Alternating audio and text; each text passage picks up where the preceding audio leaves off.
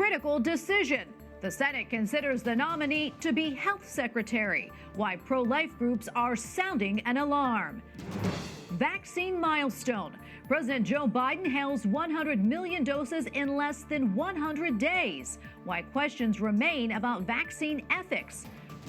Protecting the unborn. How a federal court order could uncover the sale of baby body parts. And Vatican leadership. How one religious sister is sharing her talents with the Holy See. On EWTN News Nightly for Thursday, March 18th, 2021.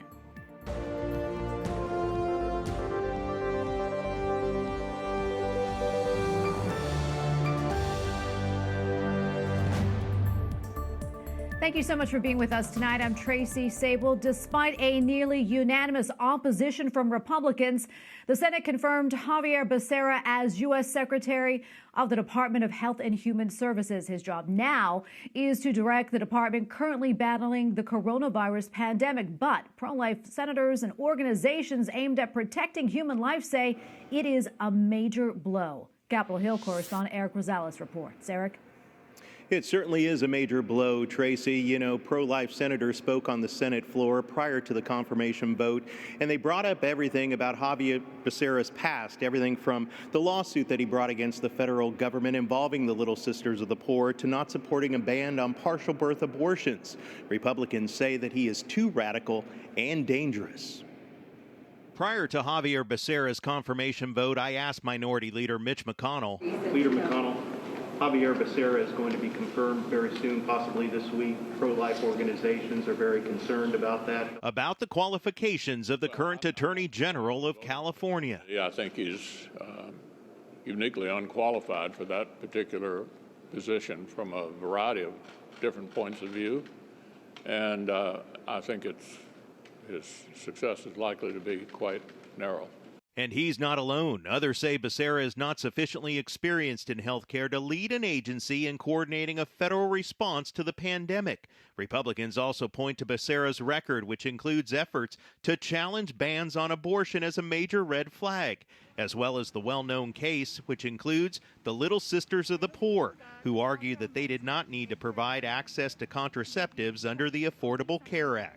He's made a name for himself in the Democrat Party for his extreme positions on abortion. During his 24 years in Congress, Attorney General Becerra voted against every restriction on abortion. Republicans say Xavier Becerra is out of touch with the views of the American people. Despite that, Clerk will call the roll. Becerra was confirmed to lead HHS. Pro-life senator from Oklahoma, James Inhofe, tells me he's had numerous conversations with pro-life Democrats who are too afraid to speak up against pro-abortion candidates. A lot of the Democrats are very pro-life, and I think they have a surprise coming. Are they just afraid to speak out about it? Yeah, I think they are. Democrats are disciplined. Republicans aren't, and they know that they're not supposed to say certain things.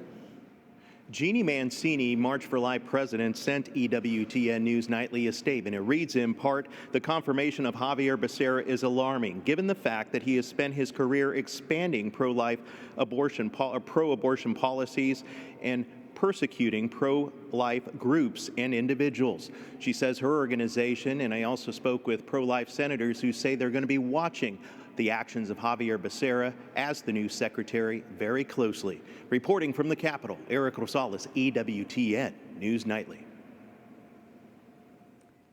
Now, the president of Catholic Vote also has concerns over the new head of Health and Human Services, saying in part the confirmation, quote, poses a clear and present danger for Catholics and all people of faith. Americans must be prepared for what is coming. Joining us now is Vince Coglianese, Editorial Director for the Daily Caller. Vince, thank you so much for joining us. Great to see you. I want to start off by getting your take on Becerra's confirmation to lead the Department of Health and Human Services. Well, this is the tightest confirmation yet. Such a narrow vote to install Joe Biden's HHS nominee to now be the Secretary of HHS. Remember, this is the biggest federal agency in terms of spending.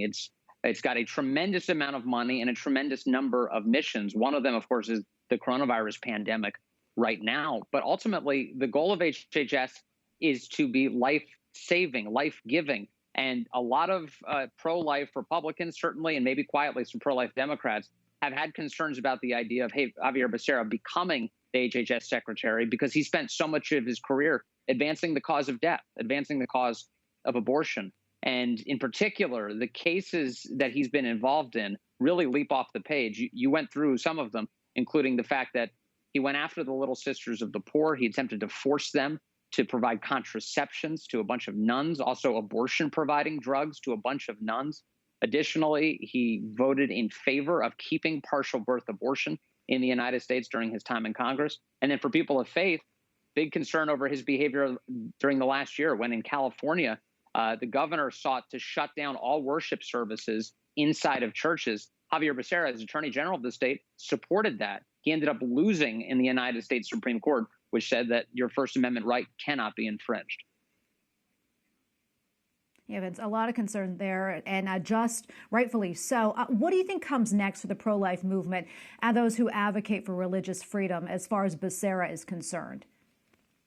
I think what comes next is a hyper-focus on every single one of his moves because he controls, again, so much of the federal budget and because of the way that he is involved in implementing so many things, including, of course, broadly, the Affordable Care Act, also known as Obamacare, that these pro-life groups are going to have to be completely vigilant to how federal money is used, including whether or not any of it goes to support some of the things we think about traditionally, Planned Parenthood, the largest provider of abortions in the United States, and then abortions generally. Because, look, we know President Biden has, for the first time in his career, now becoming president, decided that he is okay with federal tax dollars being used for abortions. His longtime support for the so-called Hyde Amendment, which kept that from happening, that's gone. He's decided that federal tax dollars can go towards abortions. And that puts Americans in an uncomfortable position who oppose abortion because it means they, whether they like it or not, would end up contributing to abortions, which is a very horrific thing for so many pro-life Americans.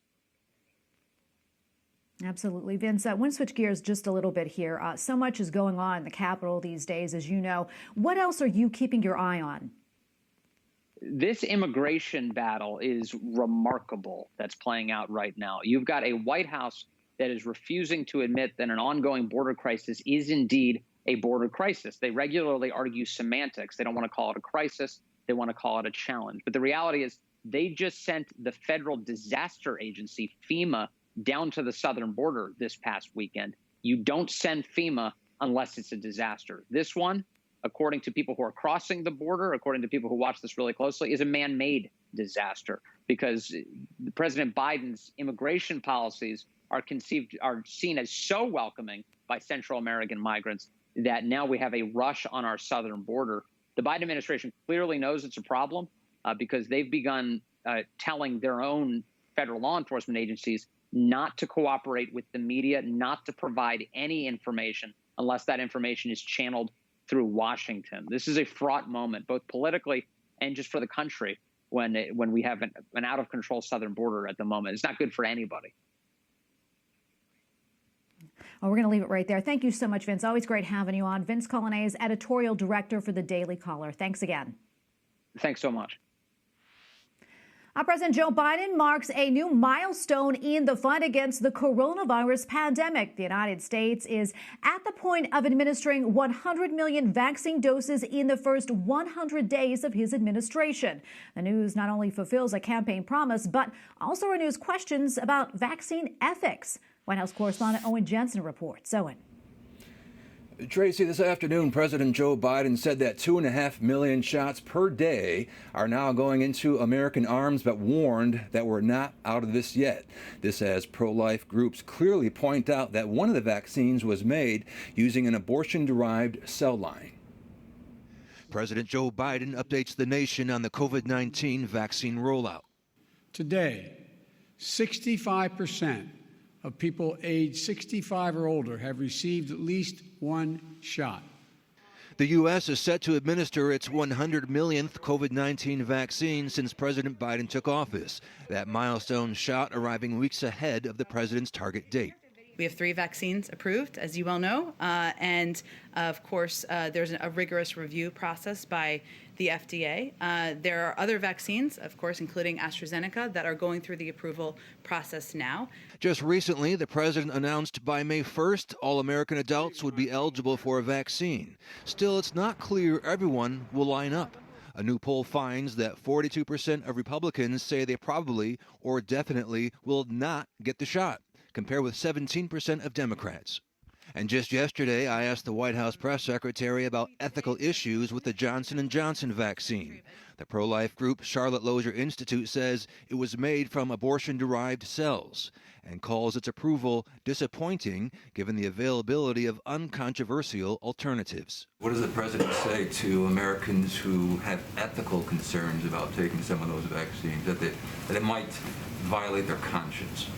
He would say, I know the Pope has spoken to the safety and efficacy of all three vaccines, and the American people, these vaccines have been validated by health and medical experts. They're trying to save people's lives, keep people safe, and return our country to normal.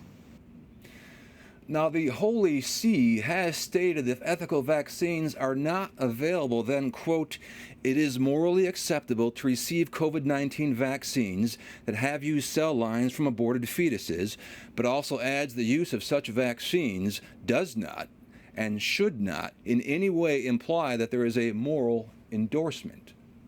At the White House, Owen Jensen, EWTN News Nightly. A Georgia murder suspect blames his lust for women as a reason for his killing spree. Robert Aaron Long told investigators it was a temptation for him that he wanted to eliminate. The important thing right now is that he is off of the street. He took a mother, a wife, a daughter, and a sister for no reason. In all, 8 people died at 3 different massage parlors. Most of the victims were Asian women.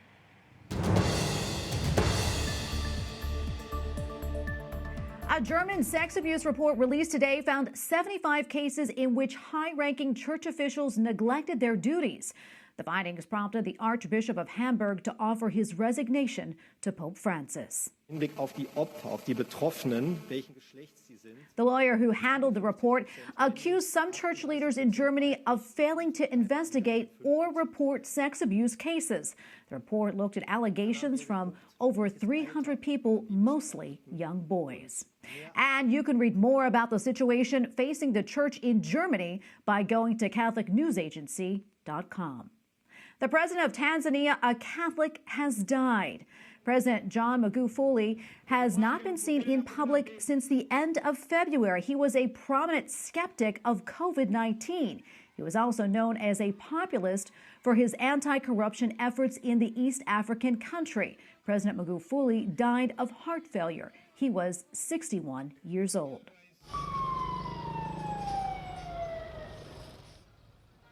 At least 4 people are dead after a bus was attacked in Afghanistan. 9 others were wounded in the bombing. The country is experiencing a nationwide spike in targeted killings. The violence comes as peace negotiations between the Taliban and Afghan government are not showing signs of progress. Italy is marking a somber anniversary in the fight against the coronavirus pandemic.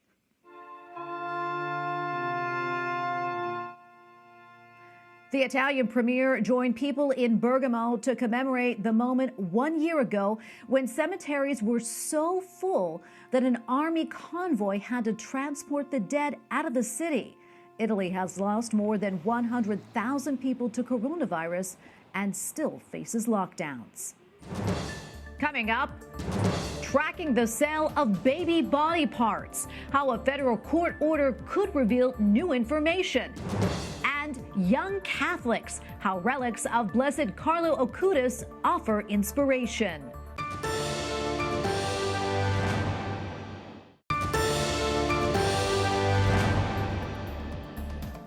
Catholic bishops in New Mexico are strongly denouncing the state's effort to decriminalize assisted suicide. Lawmakers have passed a measure that would allow licensed medical professionals to prescribe a lethal drug to people with terminal illness. Earlier this month, Archbishop John Wester of Santa Fe called the proposal the worst in the nation. In Arkansas, lawmakers have passed a measure to allow medical providers to refuse participation in acts that violate their conscience. The bill remains in the Senate for final approval. It is unclear if Republican Governor Asa Hutchinson will sign it. Tonight on EWTN Pro-Life Weekly, Representative Kat Cammack gets emotional as she shares her pro-life story with Catherine Hadro. Many years later, when she got pregnant with me, she tried to hide it for a long time, and the doctors told her, "You're not going to survive this pregnancy. You need to abort this child. Not only will you not survive it, this child will not survive." It's incredible. Representative Cammack says that she helps to show women they can be mothers and they can achieve anything they set their mind to. That's tonight on EWTN Pro-Life Weekly at 10 p.m. Eastern. Well, earlier this week, a federal court ordered the Department of Health and Human Services to release additional information about its purchases of organs harvested from aborted babies to be used to create, quote, humanized mice for HIV research. The ruling follows an initial 2019 lawsuit filed by the advocacy group Judicial Watch after its FOIA request was not adequately addressed by HHS. Joining us now to talk more about this is Tom Fitton, president of Judicial Watch. Welcome, Tom. Thanks so much for coming on. We appreciate it. As we mentioned, you originally filed a Freedom of Information Act request back in 2018. And I know one of the things that you asked for back then was all the documentation and the contracts between the FDA and Advanced Biosciences Resources. What did you find? And also, tell us about the information that was just ordered to be released. Well, it was a catalog of horrors. I've been doing this work for, well over 20 years. I've never seen any documents like this, receipts and purchase orders for organs from aborted human beings, purchased with your tax dollars. Thymuses, livers, as the judge noted, eyes as well. And the judge was concerned in this case that it may be in violation of law. He didn't have to get to it ultimately because he ordered the release of the information we're asking for, under different reasoning. But as you and your viewers may know, you can't be in the business of selling body parts like this for anything of a valuable consideration, or I think the language is. On top of that, the court wanted more information released because they were withholding some of the prices for the organs and the specimens, and some of the details about the other labs involved in this barbaric practice that, as I said, was being funded with your tax dollars. Now, the Trump administration stopped it for a while, and of course, there's been a re-push to start it up again using COVID as a pretext. And under the Biden administration, when it comes to abortion and this type of a grotesque activity, all bets are off.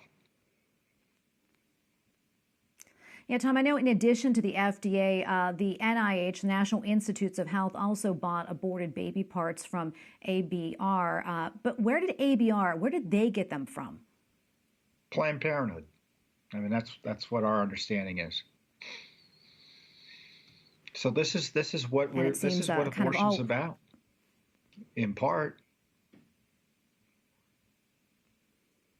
Yeah, for sure, Tom.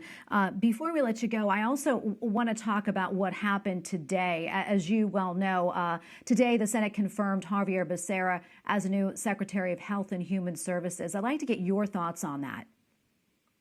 Well, I think it was closely divided, Senate. I think it was one or two votes that were the difference between him getting in and being rejected.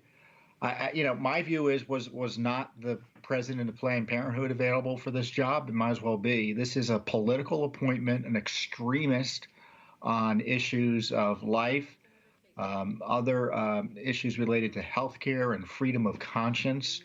Becerra famously targeted regulations that protected the Little Sisters of the Poor and other religious groups from being forced to participate in the abortion barbarism we've been talking about. So this is a terrible appointment, and the HHS, we need someone that people can rely on, and Becerra is an extremist. So in addition to the life issues, he's going to undermine public confidence in the areas of COVID and other issues because of his radical politics and the fact that all he is a politician, and he's really not there for any other purpose than to pursue an agenda. And frankly, the level of trust people are going to have in him is going to be minimal.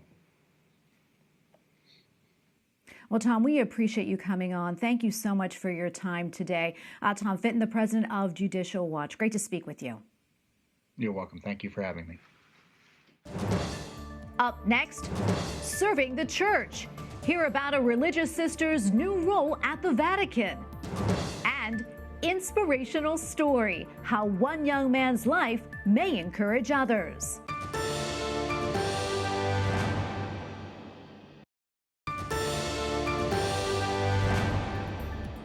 Well, for the first time, the Vatican recently appointed a woman to a role on the Synod of Bishops. Sister Nathalie Becquart is one of 2 undersecretaries of the Synod, which is a meeting of bishops to speak about a particular doctrine in the church. They will work with Cardinal Mario Grech towards a meeting on October 2022. And Sister Nathalie Becquart joins us now. Sister, welcome. Thank you so much for joining us. Tell us about your new role. Were you at all surprised when the Vatican offered you the position? Oh, yes, I was truly surprised because I never imagined that. But that's the surprise of the Holy Spirit. And I receive it as a call of the Holy Fathers, that is a call of the Church and a call of God. And as a religious sister, you know, my life has been a succession of calls. Sister, do you think that your appointment is a sign that women are being given a larger role in the Vatican? And also, could you tell us a little bit more about your role now? Yes, we can see that along the years, Pope Francis is appointing more and more women in a leadership role in the Vatican. But it's not only in the Vatican, it's also in many local churches, like in the US or in France and other countries.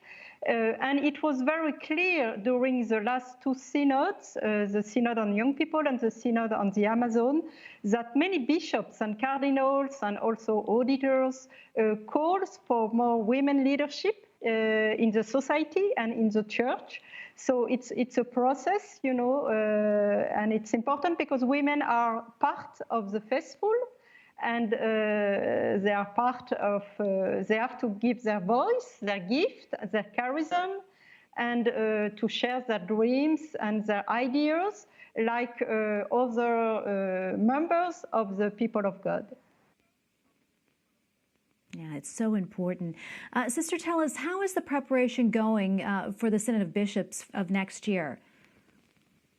Well, you know, that's our main task at this General Secretariat of the Synod of Bishops. So it's a process. We can say that as soon as this synod has been announced now many months ago, 1 year ago, in fact, the synod process has begun because with the new constitution about the synod promulgated by Pope Francis, Episcopalis Communio, the preparation phase is very important. It's a phase of consultation to all the faithful. And the key word for this next synod, according to the theme, is for synodal church, communion, participation, mission. So the preparation is about promoting and implementing this style of church with to foster communion, participation, and mission. And so that's our work here with also the local churches to be in this synodal style that is so important to announce the gospel in this world of today. Well, Sister, thank you so much for joining us. It was such a pleasure. Thank you for coming on. Sister Nathalie Becquart, Undersecretary to the General Secretariat of the Synod of Bishops. Thank you again. Thank you so much, and good luck for all your work, and greetings from Rome. And finally tonight, a priest in Poland has come up with an idea on how to help young people see the importance of the sacraments. The priest contacted the Vatican and arranged to host relics from Blessed Carla Okutis in the Diocese of Elk in northeast Poland. Blessed Carlo, at the age of 12 in 2005, designed a website listing Eucharistic miracles around the world. He died of leukemia at the age of 15. Church officials in Elk, Poland said in part, quote, "When the means of everyday life of young people move to the internet due to the pandemic, the church gives us a blessed who used this means for evangelization." And Blessed Carlo Acutis, pray for us. We thank you for watching tonight. For the entire EWTN News Nightly team, I'm Tracy Sable. Good night and God bless.